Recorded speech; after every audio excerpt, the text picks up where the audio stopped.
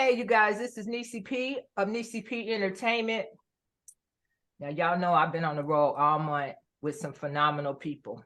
So I'm introducing you guys to Mr. Choqlit Songbird and Mr. LT. Welcome to Nessyp Entertainment. How you guys doing today? We're good. Thank you for having us. It's beautiful. Yes. Just glad to be here with you. Yay. Okay, so you guys have a song out. We do. Wait No More.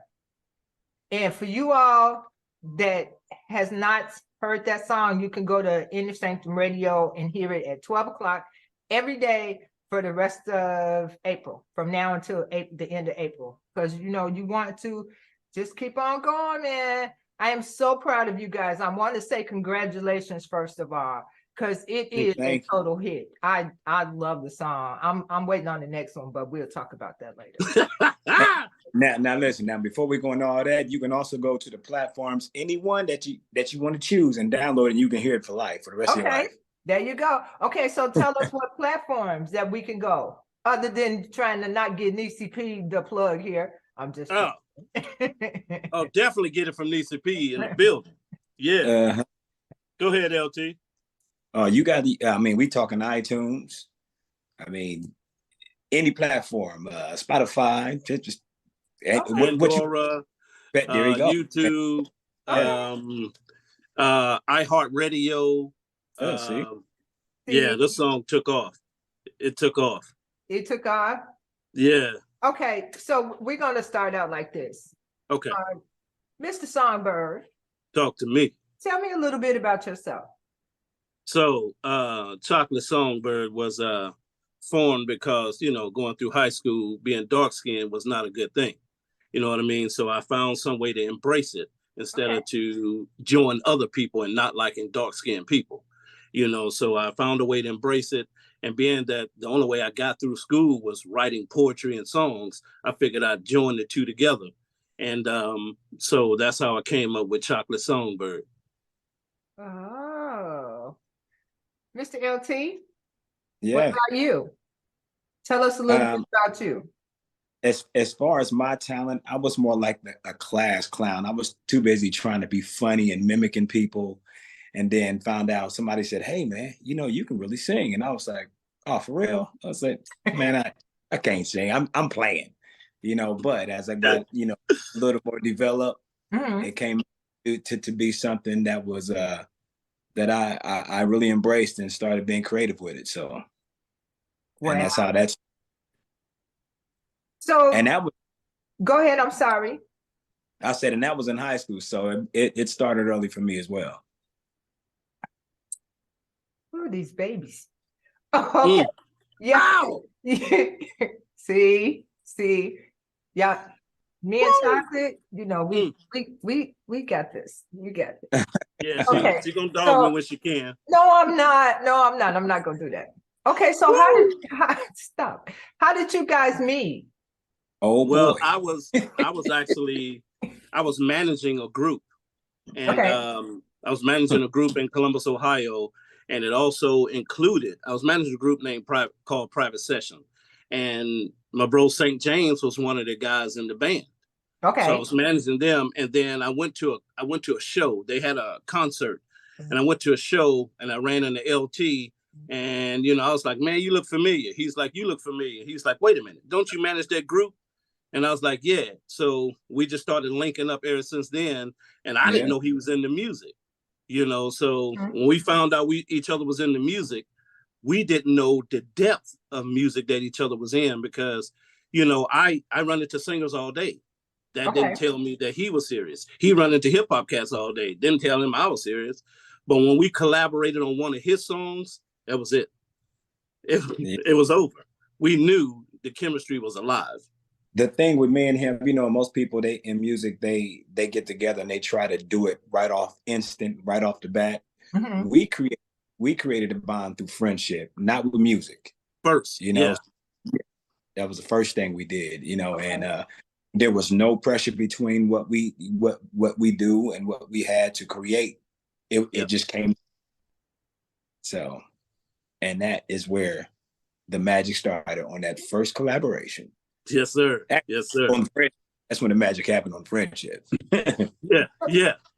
So the rest of that was So do you guys, and LT, I'm sorry, I keep doing this to you and I do apologize. And I know it's a delay here for a second. oh no, okay. For both of you, do you feel like it was easier because you guys were friends versus just jumping in and trying to do this and do that all together?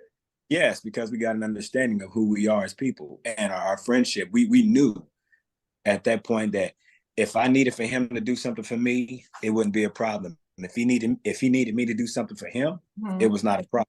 We already knew that.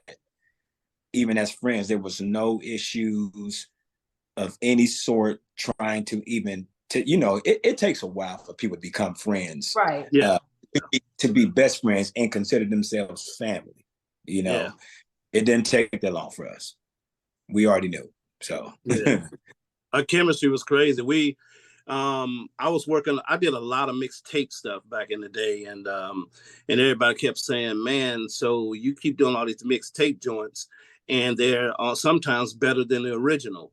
So, wow. One time I was redoing this Dr. Dre joint, the next episode, but I didn't want to be negative or hardcore about it. I kind of wanted to cater to women. So I said, well, I'm gonna call this song Bachelorette. And then so I called LT. I said, man, check this out, I'm working on. I played it for him one time and he said, hold up, I'm on my way over. and he came over, dropped his hook on it, told me how to arrange my stuff, and disappeared.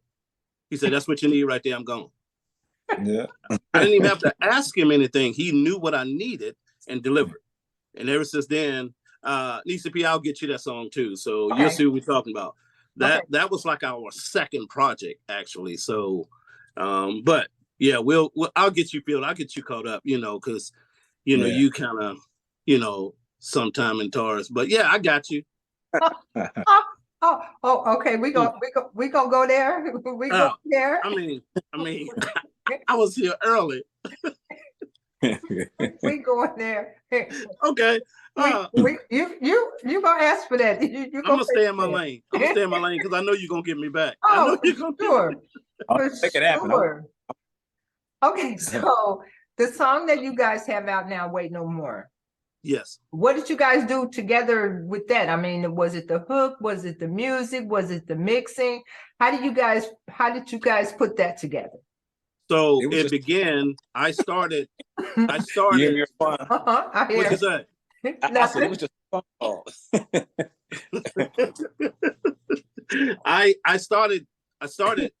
I started doing the song to an old instrumental of Kelly Rowland and Eve, and so I was getting in the vibe on it. It was cool, and even my bro St. James said, "Hey man, you killing this track, dude, but ain't nobody gonna show you no love because it's somebody else's music." I said, "Yeah, well, I'm just kind of practicing."